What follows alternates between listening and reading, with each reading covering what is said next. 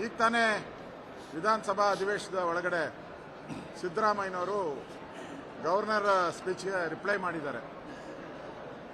ಅವರು ರಿಪ್ಲೈಯಲ್ಲಿ ಯಾವುದ್ಯಾವುದು ಬೇಕೋ ಅಷ್ಟು ಮಾತ್ರ ಆಯ್ಕೆ ಮಾಡ್ಕೊಂಡಿದ್ದಾರೆ.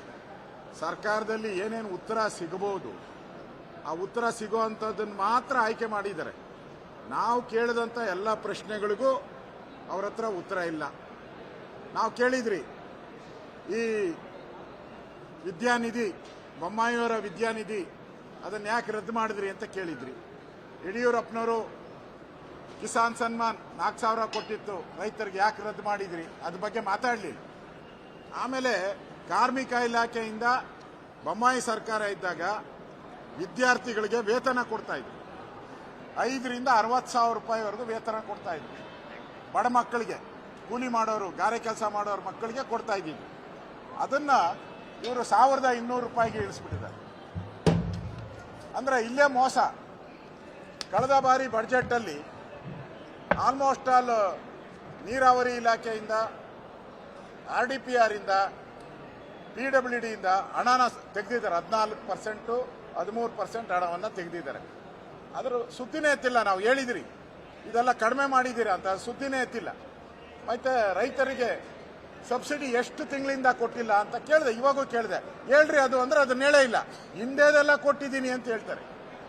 ಅಂದ್ರೆ ಇದೊಂಥರ ಕತೆ, ಕಾಗೆ ಗುಬ್ಬಚ್ಚಿ ಕತೆ ಇದೆಯಲ್ಲ, ಹಂಗೆ. ಈಗಾಗಲೇ ಈ ಬಡ್ಜೆಟ್ಟು ಸಿದ್ದು ಬಡ್ಜೆಟ್ ಅಂತ ಅಲ್ಲ, ಸಿದ್ದು ಎಕನಾಮಿಕ್ಸ್ ಅಂತ, ಇದರಲ್ಲಿ ಏನು ಇಲ್ಲ. ಸುಳ್ಳು ಸುಳ್ಳು ಸುಳ್ಳು ಸುಳ್ಳು ಎಕನಾಮಿಕ್ಸ್ ಅಂದ್ರೆ ಈ ರಾಜ್ಯದಲ್ಲಿ ಸಿದ್ದು ನಂಬರ್ 1 ಸಿದ್ದು. ಇವತ್ತು ನಮ್ಮ ಆರ್ಥಿಕ ಪರಿಸ್ಥಿತಿ, ಬೊಮ್ಮಾಯಿಯವರಿದ್ದಾಗ ಸರ್ಪ್ಲಸ್ ಬಜೆಟ್, ಬೊಮ್ಮಾಯಿಯವರಿದ್ದಾಗ ಸರ್ಪ್ಲಸ್ ಬಜೆಟ್. ಕೋವಿಡ್ ಆಗಿತ್ತು, ಕೆಲಾಮಿಟಿ ಆಗಿತ್ತು, ಫ್ಲಡ್ ಆಗಿತ್ತು, ಇಷ್ಟಿದ್ರೂ ಕೂಡ ಕೊನೆಯ ನಮ್ಮ ಬಡ್ಜೆಟ್ ಏನಿತ್ತು ಸರ್ಪ್ಲಸ್ ಇತ್ತು. ಈಗ ಸಿದ್ದರಾಮಯ್ಯನವ್ರು ಬಂದಮೇಲೆ ಓಪ್ಲೆಸ್ ಬಡ್ಜೆಟ್, ಎಲ್ಲ ಮೈನಸ್ ಹೊಡಿತಾ ಇದೆ. 1,05,000 ಕೋಟಿಗೆ ಸಾಲ ತೆಗೆದುಕೊಂಡು ಹೋಗಿದ್ದಾರೆ. ಕಾಂಗ್ರೆಸ್ ಬಂದಾಗಿಂದ ಕಳೆದ ಅವರು ಎಷ್ಟು 50 ವರ್ಷ ಆಡಳಿತ ಮಾಡಿದಾರೋ, ಇವತ್ತು 6 ಲಕ್ಷಕ್ಕೂ ಹೆಚ್ಚು ಸಾಲ ಆಗಿದೆ. ಅದರಲ್ಲಿ 90% ಸಾಲ ಮಾಡಿದವರು ಈ ಕಾಂಗ್ರೆಸ್ ಅವರೇ.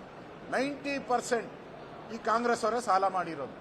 ಇವತ್ತು ಸಿದ್ದರಾಮಯ್ಯನವರು ಒಂದೇ ವರ್ಷದಲ್ಲಿ 1,05,000 ಕೋಟಿಯನ್ನು ದಾಟಿಸೋ ಮುಖಾಂತರ ಬಡ್ಜೆಟಲ್ಲೂ ಅನ್ಯಾಯ ಮಾಡಿದ್ದಾರೆ. ವಿಶೇಷವಾಗಿ ಗವರ್ನರ್ ಸ್ಪೀಚ್ ಏನಾಗಬೇಕಾಯಿತು, ತನ್ನ ದೂರದೃಷ್ಟಿ ಅಂತ ಹೇಳಬೇಕಾಯಿತು. ನಾನು ಈ ಬಾರಿ ರೈತರ ಪರವಾಗಿ ನಿಂತು ರೈತರ ಸಾಲ ಮನ್ನಾ ಮಾಡಿದ್ದೀನಿ ಹೇಳಬೇಕಾಯಿತು, ಹೇಳಲಿಲ್ಲ. ನಾನು ಮಹದಾಯಿ ಯೋಜನೆಗೆ ಇಷ್ಟು ದುಡ್ಡು ಕೊಡ್ತೀನಿ ಅಂತ ಹೇಳಬೇಕಾಯಿತು, ಹೇಳಿಲ್ಲ. ಆಲಮಟ್ಟಿ ಬಗ್ಗೆ ಪ್ರಸ್ತಾವನೆ ಇಲ್ಲ. ನೀರಾವರಿಯ ಒಂದೇ ಒಂದು ಡ್ಯಾಮ್ ಎತ್ತರ ಮಾಡ್ತೀನಿ ಅಂತಲೇ ಹೇಳಿಲ್ಲ, ಹೊಸ ಯೋಜನೆಯನ್ನು ಮಾಡಿಲ್ಲ. ಯಾವುದೋ ಒಂದು PWD ರಸ್ತೆ, ಈಗ ಮೈಸೂರು ಬೆಂಗಳೂರು ರಸ್ತೆ ಆಗಿದೆ, ಆ ಥರ ಇನ್ನೊಂದು ರಸ್ತೆಯನ್ನು ಮಾಡ್ತೀನಿ ಅಂತ ಯಾರು ಇದರಲ್ಲಿ ಘೋಷಣೆನೇ ಮಾಡಿಲ್ಲ. ಅಭಿವೃದ್ಧಿ 9 ತಿಂಗಳಲ್ಲಿ ಒಂದೇ ಒಂದು ಚಕಾರ. ಸಿದ್ದರಾಮಯ್ಯನವರು 2 ಗಂಟೆ ಸಂತೆ ಭಾಷಣ ಮಾಡಿದ್ರಲ್ಲ, ಆ ಸಂತೆ ಭಾಷಣದಲ್ಲಿ ಒಂದೇ ಒಂದು ಅಭಿವೃದ್ಧಿ ಕಾರ್ಯ ಮಾಡಿದ್ದೀನಿ ಅಂತ ಹೇಳಲಿಲ್ಲ. ಒಂದೇ ಅಭಿವೃದ್ಧಿ ಕಾರ್ಯಗಳನ್ನು ನಾನು ಘೋಷಣೆ ಮಾಡ್ತೀನಿ ಅಂತಲೂ ಹೇಳಲಿಲ್ಲ. ಕೇಂದ್ರ ಸರ್ಕಾರವನ್ನು ಟೀಕೆ ಮಾಡೋದು, ಕೇಂದ್ರ ಸರ್ಕಾರ ಅನ್ಯಾಯ ಮಾಡಿದೆ ಅನ್ನೋದ್ರ ಬಗ್ಗೆ ಮಾತಾಡ್ತಾ ಇದ್ದಾರೆ. ಸುಳ್ಳು, ಅದನ್ನು ಸುಳ್ಳು. ಈಗಾಗಲೇ ನಿರ್ಮಲಾ ಸೀತಾರಾಮನ್ ಅವರು 2 ಬಾರಿ ಕ್ಲಾರಿಫಿಕೇಶನ್ ಕೊಟ್ಟಿದ್ದಾರೆ. ಆಚೆ ಕೊಟ್ಟಿರೋದು ಬಿಟ್ಬಿಡಿ, ಪಾರ್ಲಿಮೆಂಟಲ್ಲಿ ಕೊಟ್ಟಿದ್ದಾರೆ. ಇವ್ರು ಏನಾನ ದಮ್ಮು ತಾಕತ್ತು ಹೇಳಿದ್ರಲ್ಲ, ಇವತ್ತು ದಮ್ಮು ತಾಕತ್ತು ಇದ್ರೆ ಅವ್ರ ಮೇಲೆ ಏನಾದರೂ ಒಂದು ಹಕ್ಕುಚ್ಯುತಿ ತರಲಿ, ಪಾರ್ಲಿಮೆಂಟಲ್ಲಿ ಹಕ್ಕುಚ್ಯುತಿ ತರಲಿ. ನೀವು ಹೇಳ್ತಾ ಇರೋದು ಸುಳ್ಳು ಸುಳ್ಳು ಅಂತ ಹೇಳಿ, ಹೇಳಕ್ಕೆ ಧೈರ್ಯ ಇಲ್ಲ ಇವರಿಗೆ. ಬೀದಿಯಲ್ಲಿ ನಿಂತ್ಕೊಂಡು ಮಾತಾಡ್ತಾರೆ. ನನಗನ್ಸುತ್ತೆ ಇವತ್ತೇನು ರಿಪ್ಲೈ ಮಾಡಿದ್ದಾರೆ, ಆ ರಿಪ್ಲೈ ಎಲ್ಲನೂ ಪೂರ್ತಿ ಸುಳ್ಳು. ಯಾವುದನ್ನು ಕೂಡ ಸರಿಯಾದ ಅಂಕಿಅಂಶಗಳನ್ನು ಹೇಳಿದೆ. ಸುಳ್ಳು ಸಿದ್ದರಾಮಯ್ಯನವರ ಸುಳ್ಳು ಎಕನಾಮಿಕ್ಸನ್ನು ಇವತ್ತು ಅವರ ಒಂದು ರಾಜ್ಯಪಾಲರ ಭಾಷಣದಲ್ಲಿ ಗೌರವಾನ್ವಿತ ರಾಜ್ಯಪಾಲರಿಗೆ ಹೇಳಿಸಿರೋದು. ನಾವು ಕೂಡ ಈಗ ವಾಕೌಟ್ ಮಾಡಿದಿರಿ. ಈ ಸುಳ್ಳುಗಳನ್ನು ನಾವು ಕೇಳಿದ್ರಿ. 95% ಕೂತಿದ್ರಿ ಇವತ್ತು. ಆ 95%ಅಲ್ಲಿ ಬರೀ ಕೇಂದ್ರ ಸರ್ಕಾರವನ್ನು 95 ಬಾರಿ ಕೇಂದ್ರ ಸರ್ಕಾರವನ್ನು ಬೈಯೋದು ಬಿಟ್ಟರೆ ಒಂದೇ ಒಂದು ಬಾರಿನೂ ನಾನು ಈ ಅಭಿವೃದ್ಧಿ ಕಾರ್ಯವನ್ನು ಮಾಡಿದ್ದೀನಿ, ಒಂದೇ ಒಂದು ಕಲ್ಲು ಅಭಿವೃದ್ಧಿ ಕಾರ್ಯದ ಕಲ್ಲು ಹಾಕಿದ್ದೀನಿ ಅಂತ ಹೇಳಲಿಲ್ಲ.